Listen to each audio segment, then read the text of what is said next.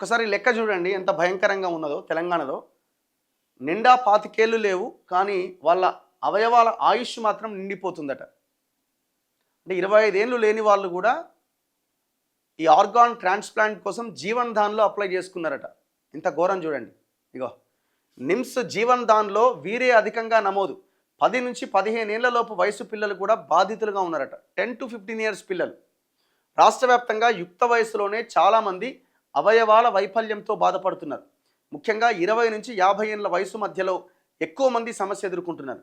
నిమ్స్లోని జీవన్ దాన్ trust తాజాగా ఈ సమాచారం వెల్లడించింది. ట్రస్టులో ఇప్పటి వరకు 4256 మంది పలు అవయవాల కోసం రిజిస్ట్రేషన్ చేసుకున్నారు. వారిలో అధికంగా యువకులే ఉన్నారట.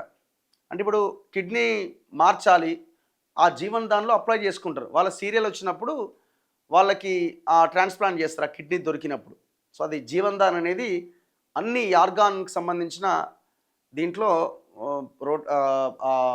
సీరియల్ ప్రకారంగా వాళ్ళకి అవయవాలను అమరుస్తారనమాట. ఉత్పాదక వయసులోనే అవయవ వైఫల్యంతో చిక్కి శల్యమవుతుండడంతో వారి వ్యక్తిగత జీవితంలోనే కాకుండా సామాజికంగా కూడా తీవ్ర నష్టం కలుగుతోంది. ముఖ్యంగా పిల్లల్లో టైప్ 1 డయాబెటిక్ జన్యుపరమైన సమస్యలు కాలేయం కిడ్నీ వైఫల్యానికి దారితీస్తున్నాయట. నిమ్స్లో రిజిస్ట్రేషన్ చేసుకున్న వారిలో 10 ఏళ్ల లోపు పిల్లలు 50 మంది ఉన్నారట. 50 మెంబర్స్ 10 ఏళ్ల లోపు పిల్లలు ఉన్నారట. జీవనశైలి కారణం లైఫ్ స్టైల్. ప్రస్తుతం అవయవాల కోసం ఎదురు చూస్తున్న వారిలో 93% మంది కాలేయం కిడ్నీ బాధితులు ఉన్నారట. అంటే లివర్ అండ్ కిడ్నీ ట్రాన్స్ప్లాంటేషన్ కోసం వెయిట్ చేస్తున్నారు. మారుతున్న జీవనశైలి ఈ పరిస్థితికి కారణమట. నియంత్రణ లేని రక్తపోటు అంటే బీపీ, మధుమేహం, షుగర్, విచ్చలవిడిగా నొప్పి నివారణ మందులు వినియోగించడం కిడ్నీల ఆరోగ్యాన్ని దెబ్బతీస్తోంది. పెయిన్ కిల్లర్లు ఎక్కువగా వాడి వాడి వాడి వాడి కిడ్నీలు కొట్టేస్తున్నాయట. తాగి తాగి తాగి తాగి కూడా కిడ్నీలు కొట్టేస్తున్నాయి. యుక్త వయసులోనే చాలామంది మద్యానికి అలవాటు పడుతున్నారు. హెపటైటిస్ బి, సిలు కూడా కాలేయ వైఫల్యానికి కారణమవుతున్నాయి. హెపటైటిస్ బికి ఇప్పటికే టీకా అందుబాటులో ఉన్నది. పిల్లల నుంచి పెద్దల వరకు దీన్ని తీసుకోవడం ద్వారా ఈ వ్యాధి బారిన పడకుండా కాపాడుకోవచ్చు.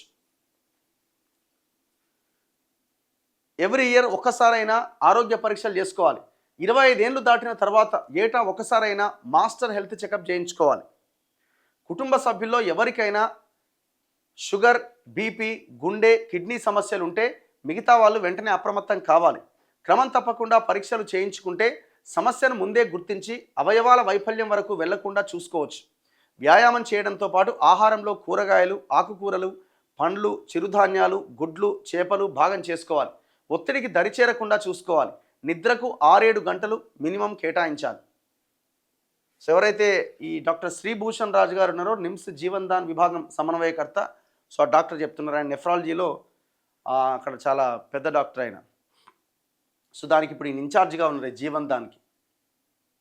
ఇగో ఈ జీవన్ దాన్ ట్రస్ట్లో అవయవాల కోసం వయస్సుల వారీగా వెయిట్ చేస్తున్న వాళ్ళు ఎంతమంది? మొత్తం 4256 మంది వెయిట్ చేస్తున్నారు వాళ్ళు ఆర్గాన్ అవయవం కోసం. 0 నుంచి 10 సంవత్సరాల వయసున్న వాళ్ళు 29 మంది కాలేయం కోసం వెయిట్ చేస్తున్నారు, లివర్ కోసం. కిడ్నీల కోసం 16 మంది, గుండె కోసం 5, మొత్తం 50 మంది. ఇక 11 నుంచి 20 ఏళ్ల లోపు వాళ్ళు 13 మంది లివర్ కోసం, 67 మంది కిడ్నీ కోసం, 10 మంది గుండె కోసం, 5 ఊపిరితిత్తుల కోసం, మొత్తం 95 మంది. ఇక 21 నుంచి 30 ఏళ్ల లోపు వాళ్ళు చూడండి, 32 మంది లివర్ కోసం వెయిట్ చేస్తున్నారు, 362 మంది కిడ్నీల కోసం వెయిట్ చేస్తున్నారు, 20 మంది గుండె కోసం వెయిట్ చేస్తున్నారు, 16 మంది ఊపిరితిత్తుల కోసం వెయిట్ చేస్తున్నారు. అంటే లంగ్స్, క్లోమం కోసం 5 మొత్తం 435 మంది. ఇక 31 నుంచి 40 సంవత్సరాల వయసున్న వాళ్ళు 119 మంది లివర్ కోసం, 696 మంది కిడ్నీ కోసం, 27 మంది గుండె కోసం, 22 మంది ఊపిరితిత్తుల కోసం, మొత్తం 869 మంది. 41 నుంచి 50 ఏళ్ల మధ్య వయసున్న వాళ్ళు 251 మంది లివర్ కోసం, 846 మంది కిడ్నీ కోసం, ఇట్లా 1146 మంది వెయిట్ చేస్తున్నారట. వాళ్ళ సీరియల్ ఎప్పుడు రావాలా? అంటే ఈ అవయవదానం చేసిన వాళ్ళు అండ్ కొంతమంది బ్రెయిన్ డెడ్ అయిపోయి, అంటే యాక్సిడెంట్స్ ఆర్ సంథింగ్ ద్వారా బ్రెయిన్ డెడ్ అయిపోయి ఉన్న వాళ్ళ ద్వారా, సో వాళ్ళని పేరెంట్స్ని రిక్వెస్ట్ చేసి అవయవదానం చేయిస్తారనమాట. అట్లా వచ్చిన వాళ్ళు ఈ జీవన్ దాన్లో లేదు, చనిపోయిన బతుకున్నప్పుడే అవయవదానం చేస్తామని ముందుగా చెప్పుకున్న వాళ్ళు, అట్లాంటి వాళ్ళ ద్వారా వచ్చే అవయవాలని వీళ్ళకి సీరియల్గా ఇంప్లాంట్ చేస్తారనమాట.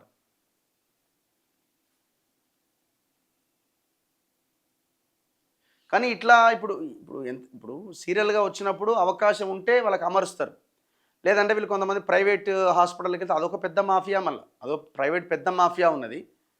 ఇక దొరకని వాళ్ళ పరిస్థితి ఏంది? ఇప్పుడు కిడ్నీ ఫెయిల్ అయింది. కిడ్నీ కావాలా? జీవనదాన్ కింద అప్లై చేసుకున్నాడు. సమయం పడతది. ఆ లోపుగా ఆయన డయాలసిస్ చేయించుకుంటా ఉండాల. ఆల్టర్‌నేట్ డేనో, ఎవ్రీ డేనో, వీక్లీ ఒకసారో. ఏ మాత్రం మిస్ అయినా ఆరోగ్యం మీద దెబ్బ పడతది. పేషెంట్ చనిపోవడానికి అవకాశం ఉంటది. అట్లా చనిపోయిన వాళ్ళు కూడా ఎంతమందో.